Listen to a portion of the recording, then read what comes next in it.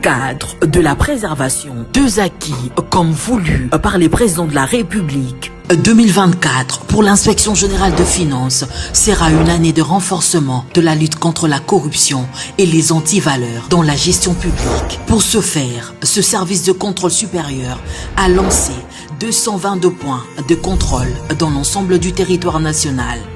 Cette énième vague de la patrouille financière s'annonce énorme. Les entités à surveiller sont la DGI, la DGRAD, la DGDA, avec les provinces de Kinshasa, de la Tchopo, du Nord Kivu, du Congo central, du Haut-Katanga et du Lualaba. Aussi dans le lot du contrôle, 12 ministères sont concernés, 44 établissements et entreprises publiques, 7 provinces et 12 entités territoriales décentralisées et enfin la chaîne de la dépense publique. Les contrôles a priori, dit la patrouille financière, restent le mode par excellence du contrôle des finances publiques en RDC. Si vous êtes à l'étranger, nous sommes à Kinshasa. Bienvenue à tous dans ce magazine. Avec Floride, nous allons parler de la République démocratique du Congo, l'actualité politique avec notre invité. Il est d'ailleurs le deuxième invité qui a ouvert la voie à ce magazine de télévision, Barnabé Bilingagno. Bienvenue et merci d'avoir accepté à nouveau notre invitation.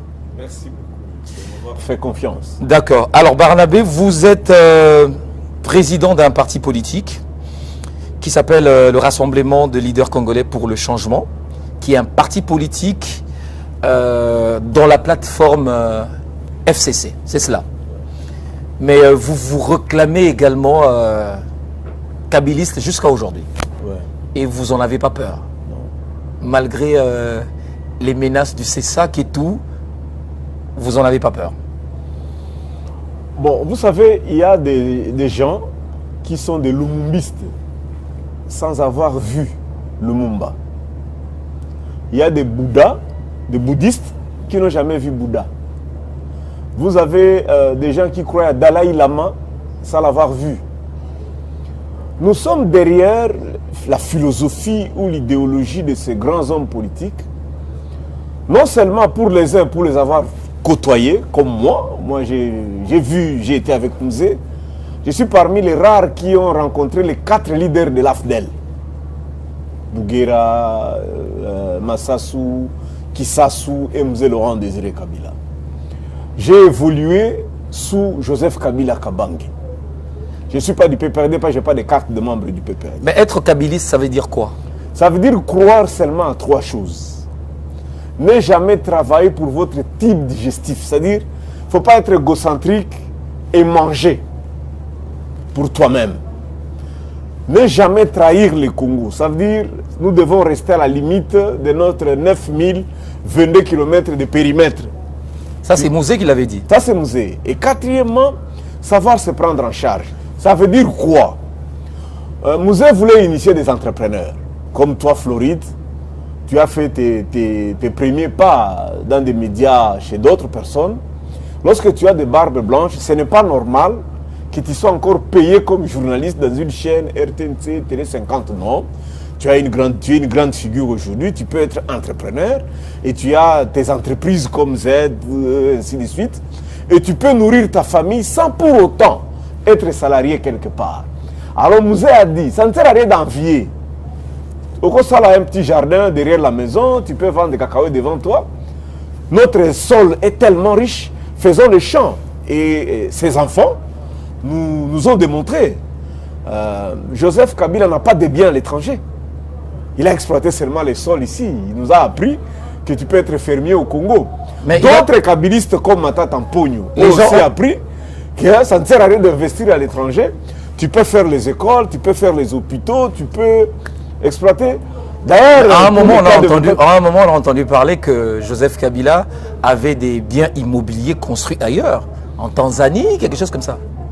Moi, je suis en face d'un très grand journaliste. Et ça, j'ai fait cette remarque. Et je salue Marie-Ange Mouchoubekwa, qui a fait cette observation ce matin. Elle a revendiqué qu'elle a fait 15 ans de métier de journaliste. À leur époque, on avait quand même des journalistes d'investigation.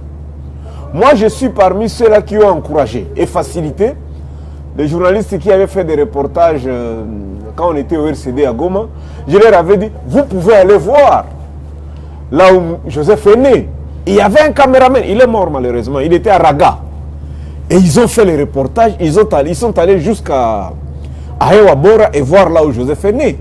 Lorsque nous attendons dire qu'il est rwandais, mais allez au Rwanda. Notre actuel ministre de l'Information, il est journaliste professionnel. Il a effectué des descentes au Rwanda. Ils sont allés même s'incliner devant les mausolées des génocides au Rwanda. Mais personne, de tous les journalistes qui sont passés au Rwanda, aucun journaliste congolais n'a eu le courage d'aller vérifier Joseph est né où au Rwanda, il a grandi dans quel quartier, il a étudié où. Ceux qui parlent de ses biens à l'étranger, mais allez voir. C'est aussi simple que ça. Ce n'est qu'une parenthèse. On va l'ouvrir. On la ferme, on l'ouvrira après. Alors, ne jamais trahir le Congo. Aujourd'hui, le pouvoir en place et quelques Congolais estiment que Joseph Kabila a trahi le Congo en se mettant aux côtés des étrangers qui pillent l'Est de la République démocratique du Congo. Que répondez-vous à cela? La nuance, elle est importante à préciser. Oui. Ceux qui sont là-bas, dernièrement le secrétaire permanent de ceux qui sont à Goma, M. Delio Kimulumbu, un très grand journaliste qui a fait ses évolutions à Radio Okapi, RTNC Goma, il a été à la CENI. Il défendait les rapports sur les violations des droits de l'homme.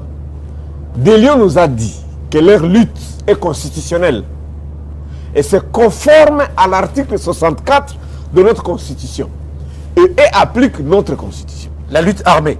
Oui, oui, c'est pas interdit. C'est pas interdit dans notre constitution. Notre constitution dit ceci, à son article 64. D'ailleurs, c'est la lutte d'Alain Bolodjoa que je salue. Et Henri Magia y a expliqué ça. Lorsque nous serons en face d'une gouvernance qui ne respecte pas la constitution et qui veut s'accaparer de tout, les Congolais ont le droit de résister face à ce régime-là. Donc, s'il y a un poignet de Congolais... Mais la résistance dont on parle, elle n'est pas armée, ce n'est pas précisé. Non, mais la loi ne donne pas tous les détails, mais au moins c'est constitutionnel. L'article 64 demande de résister. Alors, tant que ce n'est pas précisé, pourquoi toi tu condamnes ceux qui résistent militairement? Parce qu'ils ne violent pas la Constitution. Parce que la Constitution ne dit pas qu'il ne faut pas résister militairement. Mais, deuxième nuance par rapport à ta question, ils sont au Congo. Ils sont au Congo, à l'est de la République démocratique du Congo. Donc les qualifier d'étrangers, c'est être excessif. Mais est-ce que vous admettez quand même qu'il y a des troupes étrangères sur le sol congolais? De part et d'autre, nous avons vu des mercenaires blancs. Et actuellement, quand le chef de l'État se déplace, il est gardé par des blancs.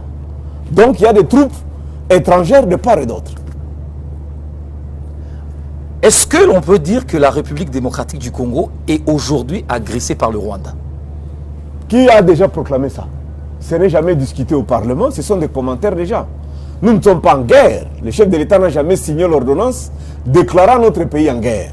Ce qui se débat comme débat au Parlement, c'est la province du Nord Kivu et de l'Ituri qui sont sous quoi? Sous occupation? Non, sous une gestion militaire. Les termes là, on appelle comment? Bon, il y a un terme là, j'ai oublié. Oublié. C'est pourquoi on a donné des gouverneurs militaires. Non, c'est la seule réalité que nous avons. Et d'ailleurs, le chef de l'État a beaucoup allégé. Ce n'est plus la justice militaire qui contrôle. Aujourd'hui, nous avons la justice civile qui intervient maintenant, qui est opérationnelle dans l'Ituri et dans le Nord Kivu. Mais nous ne sommes pas en guerre. Monsieur Barnabé, au Parlement ni au Sénat, il n'y a aucune ordonnance par rapport à ça. Je suis un peu perdu. Le Rwanda n'a pas agressé la République démocratique du Congo à cet instant. À l'heure où nous parlons, le Rwanda n'a pas agressé la RDC. Il faut pas parler comme le président de ça qui a dit sous votre mandat, aucun journaliste n'est mort. Il faut toujours parler conformément au rapport de GED, conformément au rapport de Sans Voix. Ce que tu dis là, c'est référencé par rapport à quoi?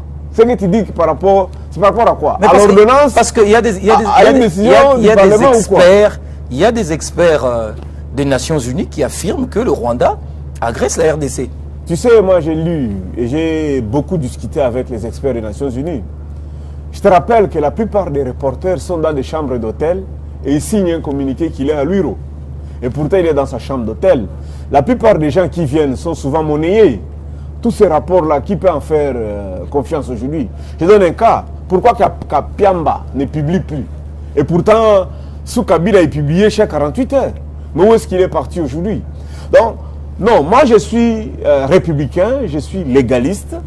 Dis-moi, c'est conformément à quel numéro d'ordonnance? Quel est le jour où Tina Salama a lu une ordonnance déclarant la République démocratique du Congo sous agression des pays étrangers? Ça, je n'ai jamais entendu. Alors, qu'est-ce qui fait qu'aujourd'hui, nous ayons connu un changement à la tête du pays? C'était d'ailleurs apprécié en 2018, un président entrant avec un président sortant, ensemble, lors de cette grande cérémonie. Qu'est-ce qui fait qu'aujourd'hui, qu'il y ait discorde entre le président actuel, Félix Tshisekedi, et Joseph Kabila? Moi, je crois que la cause principale, c'est l'entourage, les collaborateurs de l'actuel régime. Nous avions connu un monsieur ici, qui s'appelait l'homme des nez de papillon, l'homme qui a mangé la tomate en 1960. Il a dit, il était envoyé spécial. Il a dit au chef de l'État que deux coqs ne peuvent pas chanter dans la basse-cour. Et il a mis fin à la coalition FCC-Cash. Quand le monsieur est mort, ceux qui sont venus plus forts encore au pouvoir, je connais un qui a dit, tant que Joseph Kabila vivra au Congo, tu ne te sentiras jamais chef de l'État. Il faut soit le tuer ou le faire partir. Ok, on a tout fait. Il habitait GLM. On l'a chassé de GLM. Parce qu'il y a des visiteurs chefs de l'État qui demandent où est-ce qu'il est. On a même fermé le bureau de son parti parce qu'il y avait sa photo sur l'avenue Batete là. Il est allé habiter dans la forêt à Kingakati. Même là, on l'a accusé qu'il y avait des avions qui atterrissaient là-bas. Il quitte là-bas, il va à Kachamata. Même là, on continue à considérer que non, il est gênant. Oh, le gars ne parle pas. Ah, il décide de rentrer à l'école. Il rentrait à l'école. C'est dans ton émission que j'avais fait la révélation. En signant l'accord FCC-Cash, il cédait le pouvoir pour 10 ans. Je te l'avais dit. Parce que le FCC-Cash, c'est 5 ans Félix, 5 ans Kamer à la présidence de la République. Il y a un accord Paris qui existe? Si. Ce document existe, il est où? Même Sokoko l'a diffusé il n'y a pas longtemps. Le deal existe. C'est authentique? Oui. C'est un deal verbal ou un deal écrit? Non, il est... Écoutez, vous savez... C'est un deal écrit qui dit quoi? D'abord, il y a 2 deals. Oui. Le premier deal se passe au Kenya, FCC-Cash, signé en présence du président kenyan, Uhuru Kenyatta, où on dit on crée le cash. Cash, ça veut dire Kamere, 5 ans Premier ministre, Tshisekedi 5 ans président de la République.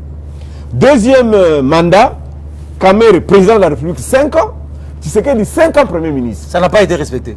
Bon, ça c'est à eux, ça c'est leur organisation interne. Deuxième deal, ils signent avec Kabila sur l'alternance. Et j'ai toujours dit aux gens, lorsque Kabila signe ce deal-là avec eux, il cédait le pouvoir 5 ans. Bien que l'article 3 de cet accord précisait qu'en 2023, le président actuel devrait soutenir le candidat du président sortant. Ça, c'est l'article 3 de ce deal-là. Mais rien n'a jamais été respecté. Au moins, il y a les écrits. Mais quand même, le président Félix Tshisekedi avait gagné les élections malgré le deal. Moi, j'ai... Ça, vous ne savez pas. Non, je n'ai pas dit ça. Écoutez, moi, je suis chercheur. Moi, je suis chercheur à la bonne gouvernance. Les dernières élections que nous pouvons revendiquer, purement démocratiques, ont eu lieu en 2006. Nous sommes allés à 2 tours. D'accord, c'est compris. Non, ne m'amenez pas rapidement. En 2011, il y a eu un seul tour. Le président Kabila a eu 49%. Il a été maintenu président, mais il a eu 49%. En 2018, il n'y a pas eu compilation. C'est faux. Au procès de 2018, même le challenger n'a pas présenté de preuves. Il n'y a pas eu élection. Alors, mais si c'est en 2023, il n'y a pas eu élection aussi. Alors, si c'est le cas en 2018, s'il y a eu un accord, est-ce que vous avez trahi les Congos? Parce que de l'argent est sorti du trésor public, l'argent des Congolais pour organiser des élections que vous n'avez pas en réalité organisées. C'est là la trahison. Non. La trahison de la part de Joseph Kabila. Non, ce n'est pas une trahison, mais c'est une infraction. Ce n'est pas une trahison, mais c'est une infraction. Mais lui, il avait expliqué. En faisant cela, c'était pour l'intérêt... Une infraction à l'égard de la Constitution. Oui, mais c'était... De la part de Kabila. Non, il n'était pas seul. Mais c'est lui le chef de l'État. Écoutez, lorsque tu attrapes un... Le garant des institutions. C'est lui. Oui, c'est lui. Il en est responsable alors. D'accord, je ne refuse pas. Mais le bénéficiaire, pourquoi le bénéficiaire n'a pas renoncé en disant que non, comme il y a eu violation de la Constitution, comme on a trahi, moi je ne prends pas. Pourquoi il n'a pas fait ça? Tu me regardes dans les yeux, je te regarde dans les yeux. Non, moi je pose des questions. Lorsque tu attrapes un couple dans une chambre d'hôtel, on ne condamne pas seulement les messieurs, on condamne les deux. C'est-à-dire qu'en 2010, lui, il a estimé qu'il devrait faire l'alternance, il devrait céder le pouvoir. Et il a estimé que le parti qui était assez solide, qui pouvait bien mener l'alternance, c'était l'UDPS. Il cède le pouvoir. D'abord, c'était un militaire, il pouvait garder le pouvoir. Alors mais ça, il a cédé. Toi, tu considères que c'est une trahison. Je suis d'accord avec toi. Oui. Mais le bénéficiaire n'a pas renoncé. Pourquoi? Alors ça, les Congolais ne vous le pardonneront pas. Non, ne parlez pas au nom des Congolais. Si toi, tu ne peux pas pardonner, fais le référendum. Mais c'était salué. En 2018, c'était salué. Il n'y a pas eu mort d'homme. Si, écoutez, si l'autre là que toi tu prétends avait gagné réellement les élections, pourquoi la population n'a pas réclamé son pouvoir? Alors, si c'était salué, parce que le Congolais avait dit, c'est le moindre mal. S'il peut partir et laisser à son frère, tant mieux. Alors qu'est-ce qui explique aujourd'hui le revirement de Joseph Kabila? C'est tout ça? Non, non. C'est le fait de n'avoir pas respecté le deal? Non. Mais alors c'est quoi? C'est l'agression de la part de son frère. C'est l'agression de la part de son frère. Qu'est-ce qu'il a fait? Tu sais que les jeunes hommes là... Et qu'est-ce que Tshisekedi a fait? Non. Le régime, en fait, c'est les jeunes hommes là qui ont orchestré ce procès, qui a saisi l'auditeur général, qui a demandé 450 000 $ pour arrêter l'ancien chef de l'État. Il lui a reproché de quoi? Parce que le jour où réellement il est arrivé à Goma, tout le monde l'a vu. Mais il a vu ses immunités être enlevées sur base des rumeurs. Ce sont des jeunes actuellement à qui on a confié des responsabilités. Parlez de Moutamba. Oh bon, écoutez, citer son nom, c'est déjà beaucoup. C'est déjà beaucoup pour moi. Et donc, ces jeunes-là qui se comportent, qui gèrent très mal. Et malheureusement, ça a terni l'image de l'actuel chef de l'État. Je ne sais même pas que lui, il pouvait... S'il voulait le faire, je crois qu'il le ferait mieux. Parce qu'il a quand même des gens comme des Tchimbi autour de lui. Il y a quand même assez de gens un peu plus intelligents. Alors, mais le jeune homme là, la manière dont il a procédé, démontre que c'est dit, bon, je voulais dire du chanvre, mais je retire. Bon alors, lorsque le président Félix Tshisekedi déclare pour la toute première fois, au grand étonnement de tout le monde, que l'AFC, c'est Joseph Kabila, il avait raison. Bon, raison ou pas, il n'a pas, la Constitution ne lui a pas confié le mandat de... Ça, c'est les journalistes qui doivent faire ça. Lui, il a le mandat constitutionnel d'anéantir et de combattre ça. C'est ça son rôle. Si l'histoire va... Mais les propos déclarés, ces affirmations, sont aujourd'hui vérifiées. C'est vrai, il avait raison. Tu sais qu'il y a 3 jours... Répondez à ma question. Non, il n'a pas raison. Il n'a pas raison. Mais qu'est-ce qu'il fait là-bas avec l'AFC? C'est au Congo. Mais le numéro 1 de cette organisation-là a fait une conférence de presse il y a 4 jours. Il a dit que l'ancien président n'est pas membre de l'AFC.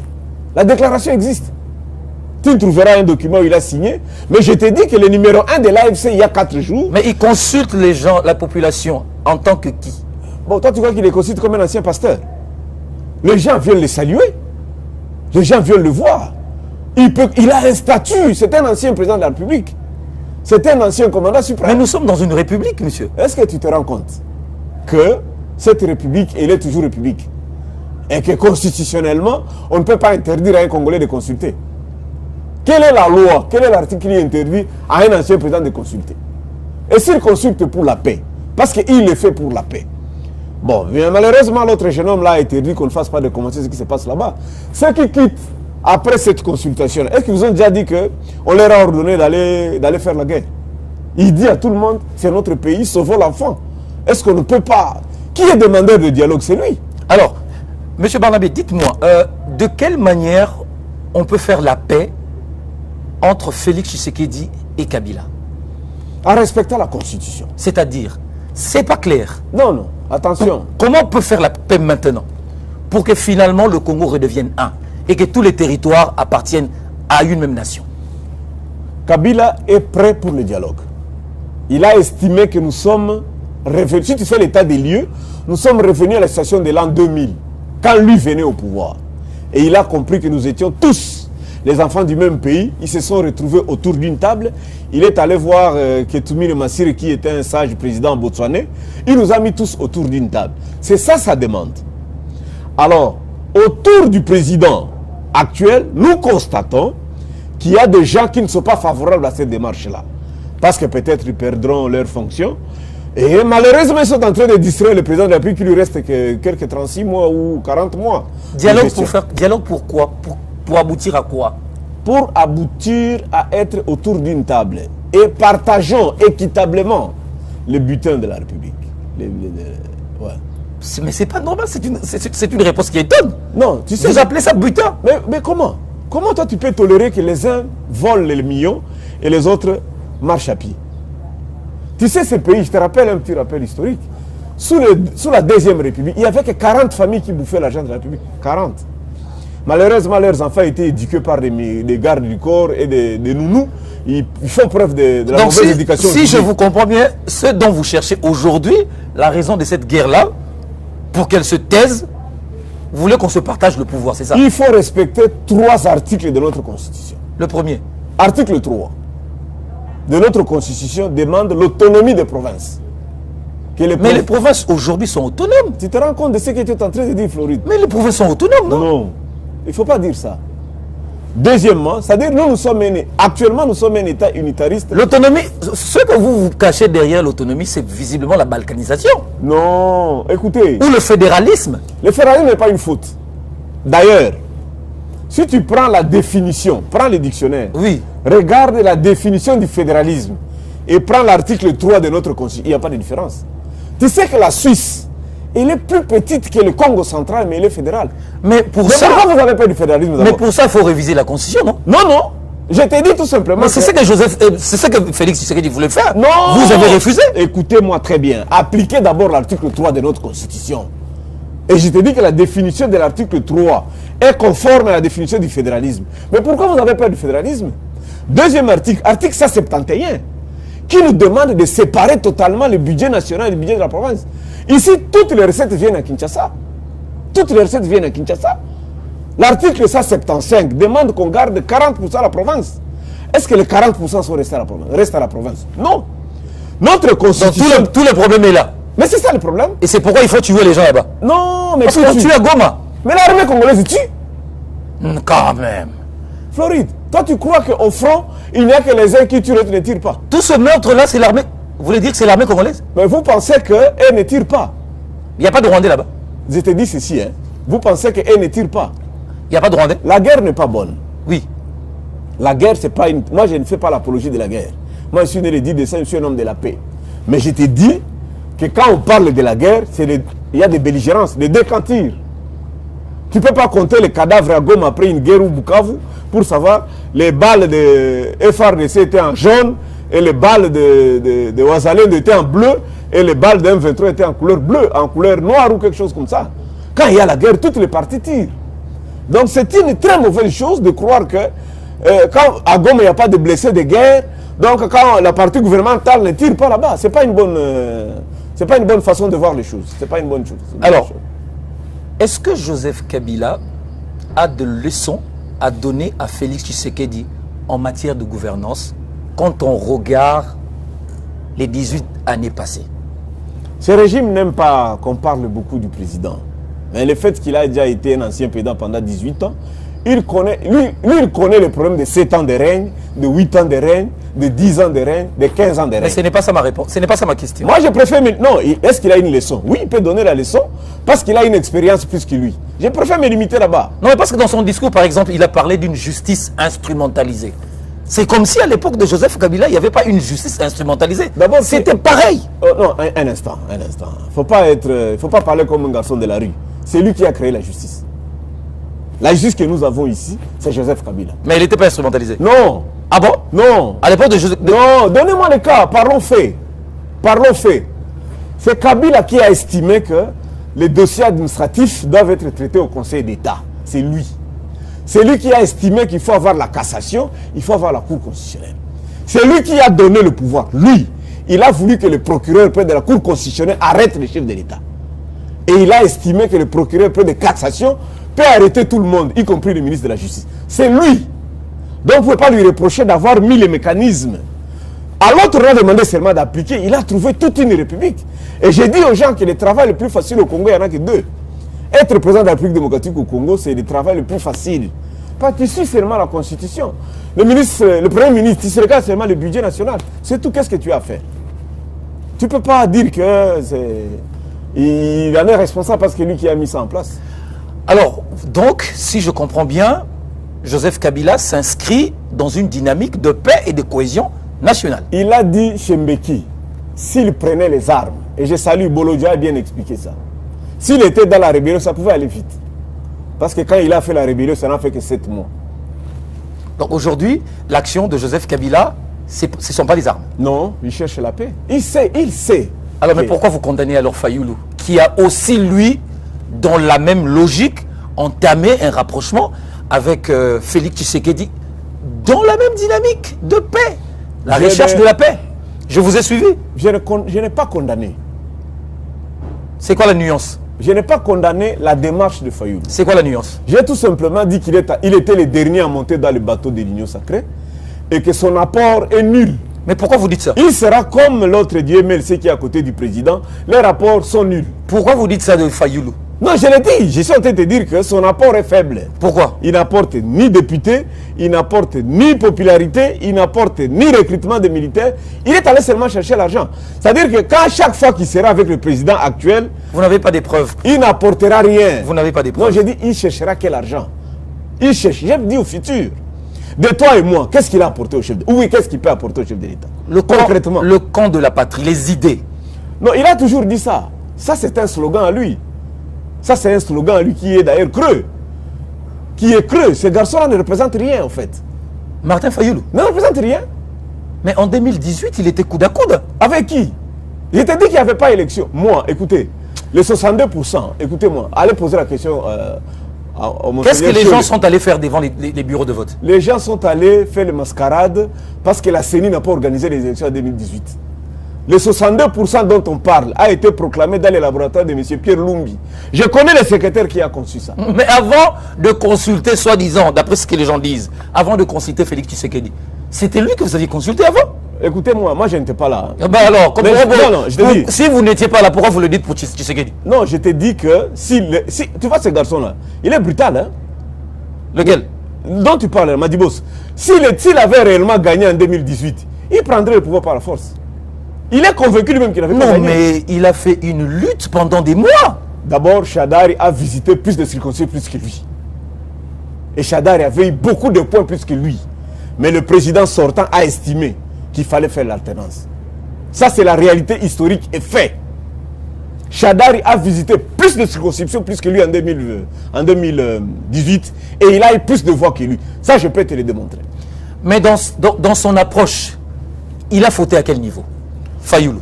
Bon, c'était un petit... Le rapprochement envers Tshisekedi. C'était un petit jouisseur. Il apporte quoi? Non. Voici son schéma. Oui. Dans la phase actuelle, hein, il n'y a que 2 blocs. Il y a 3 blocs. Les églises avec la société civile aujourd'hui, les camps de l'Union sacrée et les camps de l'Est, de ceux qui sont à l'Est. Donc si nous prenons l'image de l'Allemagne, il y a ceux qui sont à l'Est, Allemagne de l'Est avec Goma, Allemagne de l'Ouest avec Kinshasa. Il est nulle part.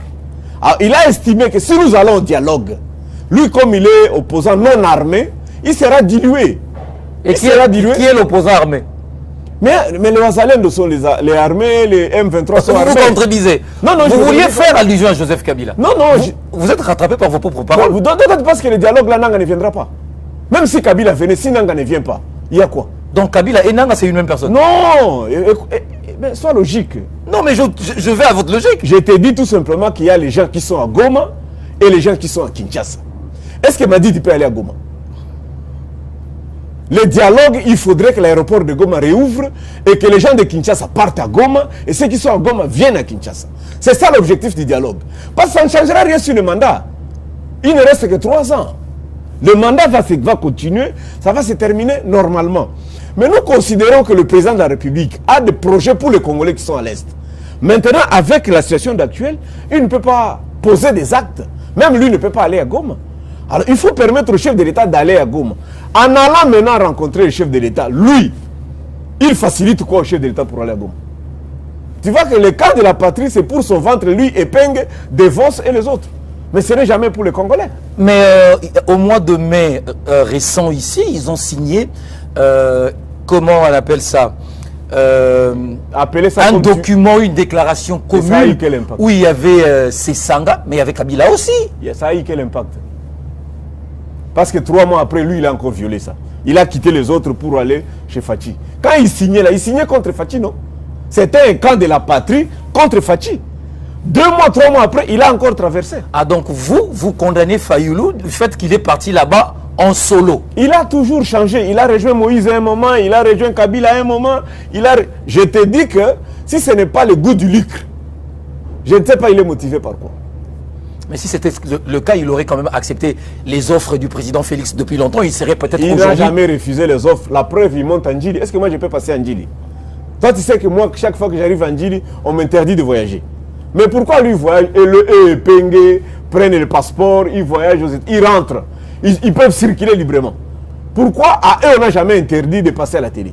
Pourquoi c'est à nous qu'on interdit? Sommes-nous citoyens ou non? Le président de la République est-il notre garant, oui ou non? Mais moi je ne peux pas aller. Moi je perds beaucoup de membres de ma famille, à Lubumbashi et partout. Je ne sais pas y aller. Est-ce que tu peux m'amener avec Sangani? Vous ne savez pas voyager aujourd'hui? Non, non. Vous avez fait quoi? Je ne sais pas. Même si j'arrive à l'aéroport, on m'interdit de voyager. On m'interdit de... Il n'y a aucun document, mais je ne voyage pas. Amène-moi un peu un jour, mais voyage pourquoi? Donc, Martin Fayoulou, vous reprochez à Martin Fayoulou d'avoir une double personnalité, c'est ça? Non, il n'en a pas double, il en a plusieurs. Oh. Il en a plusieurs. Alors, on va finir cette émission. Il y a quand même quelque chose qui m'a aussi inquiété. Ce sont les déclarations récentes de Jean-Pierre Bemba sur notamment Joseph Kabila. D'où vient le nom Hippolyte Kanambe à votre avis? Donc je ne sais pas. C'est un nom que je crois que ça sort de Kadiosha. Nous avons appris qu'il y a des laboratoires qui fabriquent des histoires. Malheureusement, encore une fois, et c'est regrettable, hein, si j'étais le procureur Vondé, je pouvais l'interpeller. Pourquoi? Parce que le procureur, même à la télé, moi j'ai déjà été arrêté 2 fois, ou plusieurs fois d'ailleurs, pour mes déclarations à la télé. Pourquoi quand lui fait ce genre de déclarations, on n'interpelle pas? Pourquoi il peut laisser la République être induite en erreur, dirigée par un imposteur? Chaque fois qu'il parle, il dit qu'il a des preuves. Vous savez, je pouvais dire beaucoup de choses. Mais Banta Mukala, il m'a appris ceci, que le pouvoir est sacré. Il ne faut jamais désacraliser le pouvoir. S'il restait, à l'époque, il avait des Boussa, des Olivier, autour de lui, les Sesanga, Thomas, il nous donnait l'impression de quelqu'un qui était bien éduqué et de quelqu'un qui était suffisamment instruit. Mais quand je vérifie dans mes cahiers, je trouve que dans leur génération, beaucoup ont été éduqués par des gardes du corps et des nounous. Ils n'ont pas bénéficié de l'éducation comme toi tu fais avec ton enfant. Je te vois toujours à l'école aller chercher tes enfants, tout ça. Moi, j'ai choisi de vivre à côté des écoles de mes enfants pour éviter l'intermédiaire. Mais la plupart des enfants des dignitaires de CP ont été dirigés par des gardes du corps. C'est-à-dire qu'ils font preuve d'une mauvaise éducation. Un adulte qui ment, c'était mal éduqué. Mon pasteur m'a toujours dit, une bonne parole, c'est quand elle n'est pas encore sortie. Mais quand elle sort, on te juge en fonction de ça. Comment lui qui a été incapable de capturer un petit albinos rwandais peut venir nous donner qu'il a des leçons et qu'il a des renseignements, qu'il a des preuves? La meilleure diplomatie, c'est le Vatican. Ils ont des ambassadeurs partout. Donc pour que le monseigneur Scholl puisse aller rencontrer Macron, mais ils étaient ici avec Macron. Macron était ici avec Fali. Beaucoup de gens ont le numéro de Macron ici. Est-ce qu'il faut forcément que Kagame prenne rendez-vous pour le monseigneur Scholl afin qu'il soit reçu? Dire des choses comme ça à son niveau, moi je crois que c'est regrettable. Il est descendu trop bas. En fait, ce n'est pas bien Akutabiso ici Katozali. Atika Lakaka, un ancien vice-président, s'il commence à descendre et propager des choses comme ça, on va se croiser. On va se croiser et c'est pas bien. Monsieur Barnabé, moi j'aimerais comprendre, mais j'aimerais aussi poser cette question parce qu'il y a des gens qui nous suivent. Joseph Kabila est né où? Je viens de te dire ici, au début de l'émission, que moi, j'avais favorisé les journalistes d'aller là où il est né. L'ancien directeur provincial de la RTNC, Kisangani, il est mort lui aussi, il était professeur. D'autres, j'oublie leur nom, ils ont effectué une descente. La nounou, maman Olivia a même rencontré la nounou de son mari à Kamituga. Il est né à Kilembwe.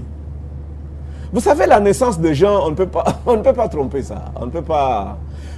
D'ailleurs, mais pourquoi vous exagérez? Est-ce qu'un Rwandais ne peut pas naître au Congo? Attendons d'abord. Est-ce qu'un Rwandais ne peut pas naître au Congo? L'ambassadeur du Rwanda ici, Vincent Karega, est né à Walikale. Alors donc, si je comprends bien, Joseph Kabila est Rwandais, mais né au Congo. Je n'ai pas dit ça. Mais qu'est-ce que vous voulez dire? D'abord, il ressemble à sa mère. Sa mère qui est de Maniema. Et Jeannette ressemble à son père. Ceux qui disent là, au fait, un jour, Joseph Kabila a dit, je ne peux pas faire de commentaires. Faire ce commentaire, c'est juger les lits de M. Laurent Désiré Kabila. Est-ce que nos amis peuvent présenter les photos de leur maman? Est-ce que ce débat peut se taire? On peut taire ce débat? Non, c'est-à-dire ça va être avec des preuves. Ça va être tu parce qu'on n'ira pas là-bas. Moi, je suis chercheur en leadership. Son père est né en quelle année? Celui dont tu cites là, qui détient les informations. Le père de qui? Dont l'homme dont tu fais allusion. Pas de Jean-Pierre Bemba. Tu connais quand est-ce que son père est né? Alors, comme il est né dans les trentaines, Mobutu est né à 30, Kengo est né à 32, lui il est né à, je crois, 34 ou 36. Est-ce que toi et moi, on peut débattre sur la configuration des naissances à l'époque? C'était quand même le colonialisme, non? Donc je préfère me limiter là-bas, parce que j'ai beaucoup de choses. J'ai fait des recherches. J'ai lu beaucoup de livres sur lui. J'ai parlé avec ses frères en prison. Moi, j'ai trouvé des Bemba en prison. Son petit frère, qui vient d'ailleurs après lui, en termes d'ordre, il est kabiliste, il parle à la télé. Ils sont joignables ici. Moi, j'ai parlé avec ces gens, à Beni et partout. J'ai fait des recherches.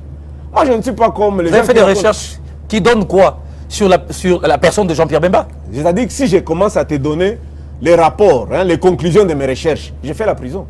Non, je préfère pas vous poser. Parce que je te dis ne préfère pas vous poser ces questions. Et tu dis seulement, non. Et tu dis seulement à l'époque de 1930, comment est-ce qu'on peut avoir un métier en 1930 et en 1962-60, comment on peut avoir un métier? Mais on peut avoir un métier de 1930 exactement comme on peut avoir un métier en 2025. Bon, ça va. D'accord. Alors, je veux finir. Parce que c'est quand même important de pouvoir poser cette question. Il a été éduqué par les militaires, c'est ça le problème, le garde du corps. Tu ne fais pas preuve de l'éducation de quelqu'un qui a connu ce parents. Non, ça c'est quand même un vice-premier ministre, il faut retirer ça. Bon, je retire, mais ça reste un fait historique. D'accord. Mais il y a une vidéo qui était devenue assez... qu'on avait suivie sur le net, où l'on a vu l'ancien ministre des hydrocarbures, paix à son âme, Aimé Moukena, en parlant de Joseph Kabila. Vous connaissez cette vidéo, non? Bon, vous savez, aujourd'hui... Au sujet du nom, Hippolyte, de la falsification... Voulez-vous répondre à cette question, nous apporter l'exactitude? Est-ce qu'il avait aussi menti? Malheureusement, il est mort. Je préfère ne pas beaucoup parler. Tu m'as dit qu'il est professeur, non? Il avait menti. Vous voulez dire aussi qu'il avait menti? Toi, tu as dit qu'il est professeur. Non, j'ai dit qu'il était ministre. Mais il était professeur aussi. Est-ce que tu sais que dans d'autres pays, un ministre peut mentir? Est-ce qu'un ministre peut mentir? Donc il avait menti. Écoutez, toi tu es journaliste. Tu as suivi des interviews à la radio belge, télévision belge. On dit à Mouzé, ton fils a dirigé les opérations de Kisangani. Lui-même, il dit, mon fils. Si tu prends les photos de Mouzé, tu mets ça côte à côte, tu ne vois pas que Jeannette ressemble à Mouzé et Joseph ressemble à sa maman. Toi, tu veux encore quoi? Olingi, Bako Karanam Congo. Non, je pouvais dire des choses sur Moukena. Mais il est déjà mort. Je ne vais pas choquer ses enfants. Jean-Pierre Bemba, en parlant de la sœur de Joseph Kabila, il dit qu'il est la sœur à son père. Est-ce qu'il peut ouvrir un débat? Demande à Bemba qu'il ouvre un débat, qu'on parle de sa famille. Moi, j'ai les informations sur sa famille. Comment est-ce que lui, il est né? Comment son père a croisé sa mère? Comment est-ce que son père est né? Je peux parler de son grand-père. J'ai toute la documentation sur ça. Demande-lui de l'autorisation qu'on en parle. Et comment est-ce que lui, il a été éduqué? Mais ce sont les propos de Jean-Pierre Bemba ont encore plongé les Congolais dans le doute, hein, sur la personne de Joseph Kabila. Pour ceux qui pensent qu'il est digne de mettre les Congolais dans le doute. Chaque fois, il a dit ici qu'il va ouvrir les avenues du boulevard vers les communes, 15 avenues dans 2 semaines, 19 avenues dans 2 semaines. Tout ce que, toi, tu l'as déjà entendu dire la vérité? Tu connais le jour où ce monsieur a dit la vérité? Moi, je l'ai rencontré à Badelit. J'ai vu là où ces gens dormaient et ces gens mangeaient. Tu peux me rappeler le jour où il a dit la vérité? Tu connais au moins une vérité qu'il a dite? Monsieur Barnabé Milingagno, nous avons terminé cette émission. Merci beaucoup. Merci d'être venu. Un dernier mot avant de finir? C'est toujours un plaisir de te rencontrer. Bon courage et salutations à toi et à tes enfants et à ton épouse. Merci. Voilà, merci à vous aussi de nous avoir suivis. Nous recevions Barnabé Milingagno, qui est président du Rassemblement de leaders congolais pour le changement. Il se revendique kabiliste. Mais ce n'est pas kabiliste de Joseph, hein, c'est kabiliste de son père, c'est ça, non? Les deux, c'est les foufous d'une même marmite. Ok. Cette émission est terminée. Merci de l'avoir suivi. À très bientôt et avec le même plaisir. Dans le cadre de la préservation deux acquis comme voulu par les présidents de la République, 2024 pour l'inspection générale de finances sera une année de renforcement de la lutte contre la corruption et les antivaleurs dans la gestion publique. Pour ce faire, ce service de contrôle supérieur a lancé 222 points de contrôle dans l'ensemble du territoire national. Cette énième vague de la patrouille financière s'annonce énorme. Les entités à surveiller sont la DGI, la DGRAD, la DGDA, avec les provinces de Kinshasa, de la Tchopo, du Nord Kivu, du Congo central, du Haut-Katanga et du Lualaba. Aussi dans le lot du contrôle, 12 ministères sont concernés, 44 établissements et entreprises publiques, 7 provinces et 12 entités territoriales décentralisées et enfin la chaîne de la dépense publique. Les contrôles a priori, dit la patrouille financière, restent le mode par excellence du contrôle des finances publiques en RDC.